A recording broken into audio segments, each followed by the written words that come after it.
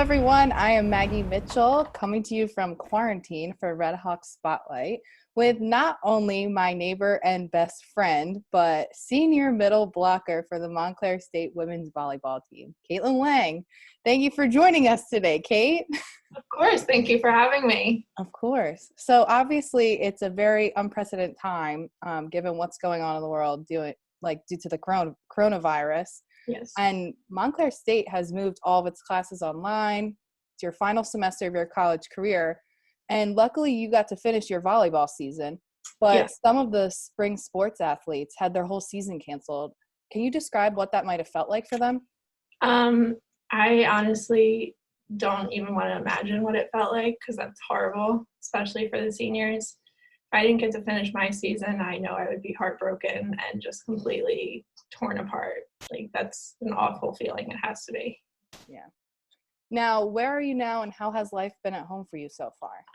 I'm at home in my town of Chemung, New Jersey, and I'm here with my family, of course. It's been nice because I was kind of getting bored at school all by myself. So coming home was good, but it's kind of weird. Yeah, definitely a big change. Yeah. Now, I know you just got a puppy. Yes. How has your puppy been so far now that you're home? She is a terror. She's crazy. She chews on everything. Somebody has to be with her at all times. I actually have her right now. What's her name? This is little Miss Indy May, the newest addition to the Lange house. Aww, look at her.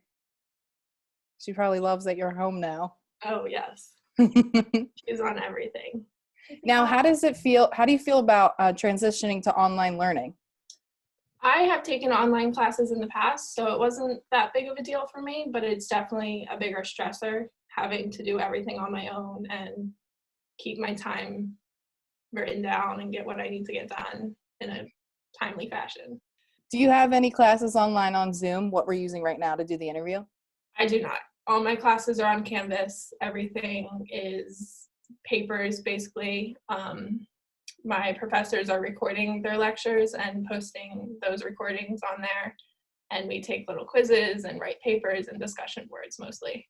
Oh, that's awesome. Now, graduation has unfortunately been postponed because of the coronavirus. Now, how are you handling that disappointment? At first, I was kind of like, okay, like they're just postponing it. It's not really a big deal. But after I sat and thought about it for a while, it was kind of upsetting. Kind of got a little teary-eyed and was like, it's what I've been working for 4 years for, and I don't get to do it right away. Even though you're not with your teammates right now, how have you helped each other out during this new period?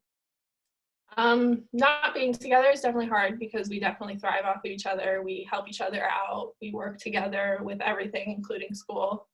So we've been Snapchatting and texting each other, just making sure everybody's upbeat and happy and moving on, getting their work done, sending little jokes and stuff to everybody. Now, I've been seeing a lot of teams have been going to social media and doing different videos and TikToks where they're like passing volleyball, or my sister's field hockey team did air dribble and pass the field hockey ball. Do you guys have any plans on doing something like that? We did do a push-up challenge where everybody did one little push-up and send a video to the coaches. I'm not quite sure what they're doing with it, but I'm sure it'll be out soon. Obviously, you've struggled with epilepsy during your sports career. And can you tell us just a little bit about it? What is it? When were you diagnosed? And what precautions do you have to take? So I was diagnosed with epilepsy when I was 16. And it was a very traumatic part in my life. It was not easy to deal with. I didn't really talk about it a whole lot at the beginning. And now it's just kind of like, whatever, it's my life. And I have nocturnal epilepsy, so I have them in my sleep. During the beginning, I did have a few during the day where I was at school or walking around my house, but now like 99% of them are in my sleep. Now with volleyball, it doesn't really affect it because they are in my sleep, although sometimes I do get injuries, and I can't play because of those injuries because they're on my face. So that's really the only way it affects it. Now, did competing on a college level with epilepsy, did that put you at a higher risk? I wouldn't say it put me at a higher risk. It did cause a little more stress because everybody's stressed during an athletic career. But no. Now, what advice would you give to anyone with epilepsy who's also an athlete? The advice I would give is just don't live your life in fear. Just go with the flow. If it happens, it happens. There's nothing you can really do about it. Nobody's out there making fun of you. It's not a big deal. You might scare a few people and have some jokes, but honestly, just live with it. Live your life. Now, did you ever think about not pursuing sports during your college career because of this? I did not. Originally, I was not thinking about pursuing sports in my college career because I wasn't really in my plan. And then towards the end of my senior year of high school, it kind of came about and I was like, oh, that'd be something cool.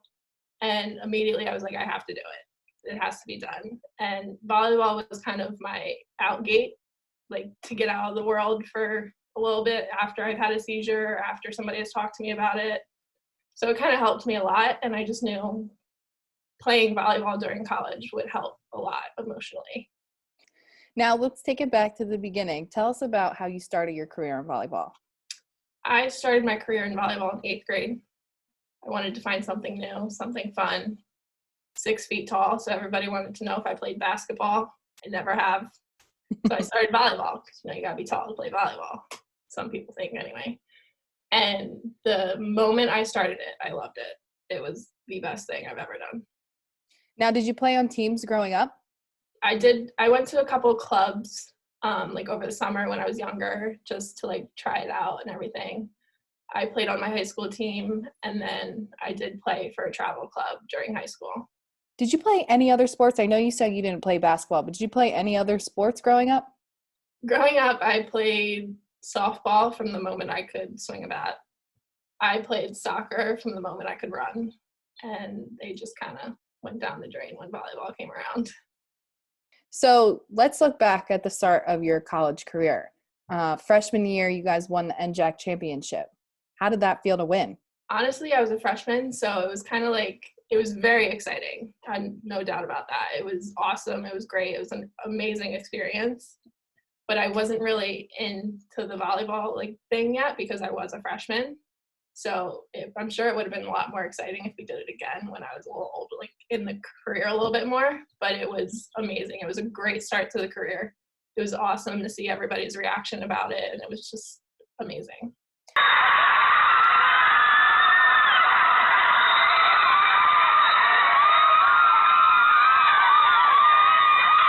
Speaking of reactions to that, I know some of our friends on campus were live streaming the game freshman year. And obviously you probably had your family there or family watching that couldn't make it. What was that like to have it live streamed and have everyone be able to watch it? It felt amazing just to have that much love for me and to people show that they actually care what I'm doing. And they want to see that and they want to cheer me on. Even if I wasn't playing because I was a freshman, they still wanted to be there for me and have that connection. Yeah.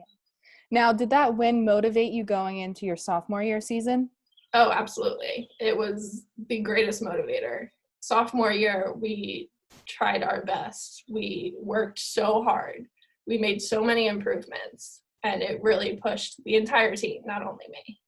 Now, you finished your career ranked 7th in blocks in the team history. What made you such an effective blocker? Honestly, I just put my heart and soul into the game. It still is my world, and I miss it so much. The fact that I'm tall and I can jump and I had the greatest team around me, it just all worked out in the end. So did you guys have any rituals or things you did before the game for good luck? We all had our individual little quirks and everything.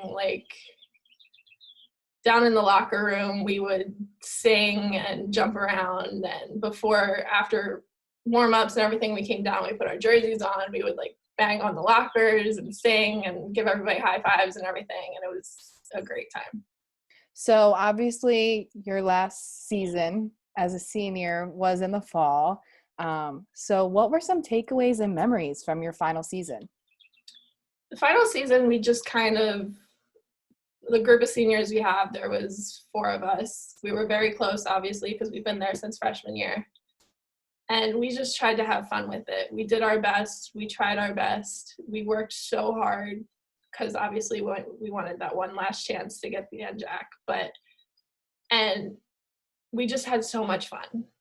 We got together as much as we could. We played around. We got together off the court and just hung out and made so many memories. It was amazing. And then you've obviously, sounds like you guys have a great time together as a team. Yes. So you've made so many good friends during your career here. What's the energy like in general? The energy on the team is great. Everybody gets along so well. Everybody has so much fun. We obviously connect better with other people, like different people. We all don't get along in the same manner, but I have so many great friends from past years, from this year, and the energy on the team couldn't be any better. Now, what are your predictions for the upcoming season, and do you see anyone being a returning leader? For the upcoming season, I see them doing great. I think they are the new seniors. The seniors that would be next year are very motivated. They have a great attitude, and everybody below them looks up to them and loves what they're doing. And they have been working so hard in the spring before everything was canceled, but I see them doing awesome things. So what would be your best advice for a freshman coming onto the team next year? For a freshman coming onto the team, I advise you just to be yourself, really engage with everybody, because everybody is so friendly and so nice, and they are very accepting of new players, and just to have fun, because that's what we do on Montclair State Volleyball, is we have fun. Now, your coach, Coach Stawinski, is an energetic coach. Yes. What's he like to play for? He was awesome to play for. He was always very motivating. He was very positive. He taught me so many things and really brought up my energy during games and everything. He's very positive, and it was great to play for him. I know he brings his daughter to practice sometimes. Is that fun for you guys to have her there? It's so much fun. She's adorable. She has grown so much since my freshman year, and it's just fun because he's teaching her how to play, so she knows the basics of everything. Aww. And it's just so cute to watch. Now, you've line judged and helped coach the past few summers with your high school volleyball team. What's it like being a mentor to younger women who are involved in the sport? I like it, and I love helping out my high school team. It's kind of a little intimidating to have people look up to me like that, because I'm not a very look at me kind of person. But I do my best and stay positive and just tell them the great things that they should be doing or could be doing to get into a college career. Now, would you ever want to coach yourself, a team? I would.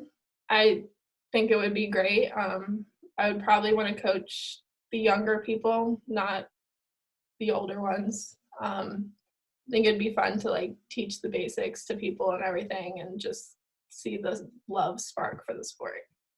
Now, what would you ever think or consider coaching at MSU?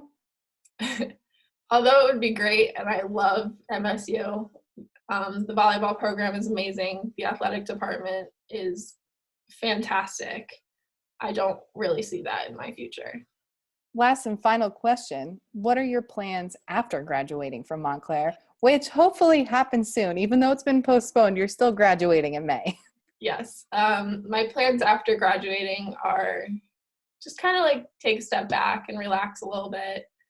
The last 4 years have been kind of stressful and a little difficult, as they are for everybody, obviously. But after that, I haven't really decided yet. I might look for an internship in the state police or find something like that. That's awesome. Well, thank you so much for being here and doing this under the circumstances that we are. Even though you're right across the street from me, we are quarantined at home. And once again, I am Maggie Mitchell, and thank you for watching Red Hawk Spotlight.